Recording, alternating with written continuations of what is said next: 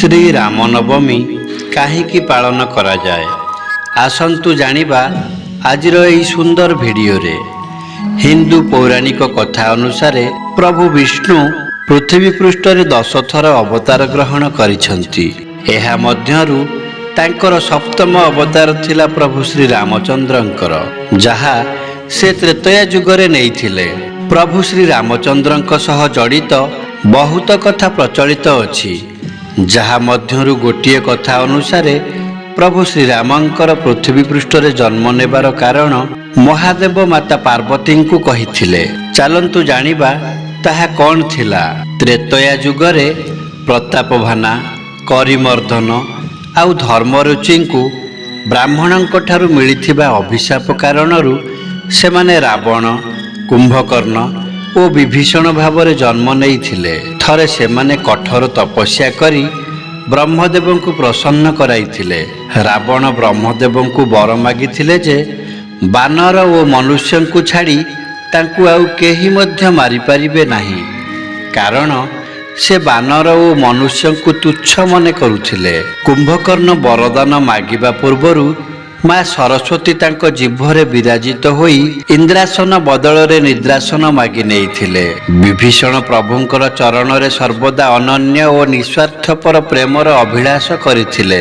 ब्रह्मदेव तीन भाई को तांकर इच्छा अनुसार वरदान देइथिले। रावण वर प्राप्ति परे अधर्म करबाकू लागिले। पूरा पृथ्वी पृष्ठ रे आधिपत्य विस्तार करबाकू लागिले। लोकंक ऊपर अत्याचार कले।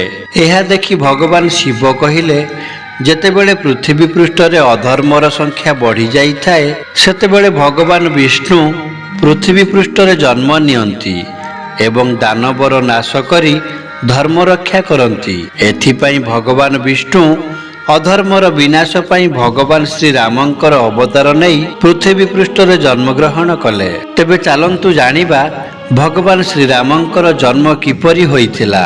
अयोध्या नगरीर राजा दशरथ आउ रानी कौशल्याकर एक कन्या संतान थिले, जहांकर नाम थिला शांता। सेमाने शांतांकु अंग देशर राजा रघुपद को पोष्य कन्या रूप में प्रदान करथिले। आउ से जेतेबेले विवाह योग्य होई गले, राजा तांकु ऋषि शृंगଙ୍କ सहित विवाह कराई देले। किंतु शांतांकु पोष्य कन्या रूप में देला परे राजा दशरथंकर बहुत वर्ष जाए कौनसी संतान होई नथिले। सेथिपाई राजा दशरथ पुत्र प्राप्ति निमंते पुत्र कामेष्टि यज्ञर आयोजन करथिले। एही यज्ञ को संपूर्ण करबा पाई राजा समस्त मनस्वी, तपस्वी, विद्वान ऋषि मुनि मानंकु निमंत्रण करथिले। तांकर कुलगुरु वशिष्ठଙ୍କ नेतृत्व रे यज्ञ कार्य संपन्न हैला। सेही यज्ञरु केही मध्य खाली हाथ रे जाई नथिले।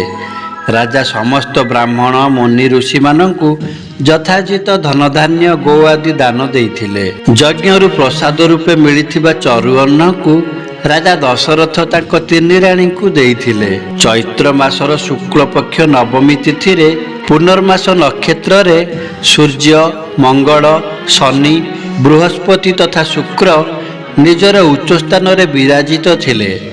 कर्कट लग्नर उदय हेबा क्षणी रानी कौशल्याकर जड़े पुत्र संतान जन्म नेले। सेही बालकर नीलवर्ण समस्तंकु आकर्षित करुथिला।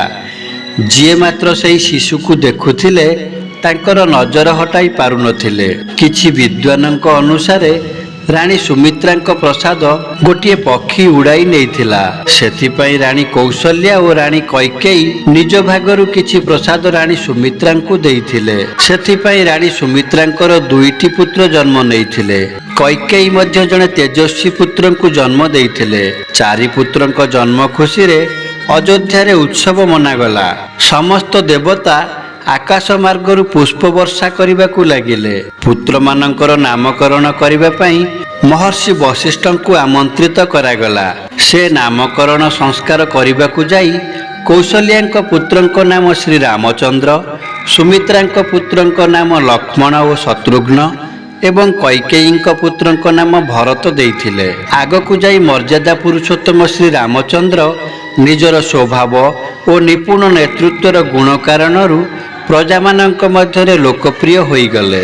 ପ୍ରଭୁ ଶ୍ରୀ ରାମଚନ୍ଦ୍ରଙ୍କର ପୃଥିବୀ ପୃଷ୍ଠରେ ଅବତାରକୁ ମାନିବାକୁ ଯାଇ ଚୈତ୍ର ନବରାତ୍ର ଶେଷ ଦିନ ଶ୍ରୀ ରାମନବମୀର ଉତ୍ସବ ମନାଯାଇଥାଏ। ରାମନବମୀ ଦିନ ଭକ୍ତଗଣ ଉପବାସ କରି ଭଜନ କୀର୍ତ୍ତନ ଦ୍ୱାରା ତାଙ୍କ ଜନ୍ମଗାଥା ଗାଇଥାନ୍ତି ଓ ଶୁଣିଥାନ୍ତି।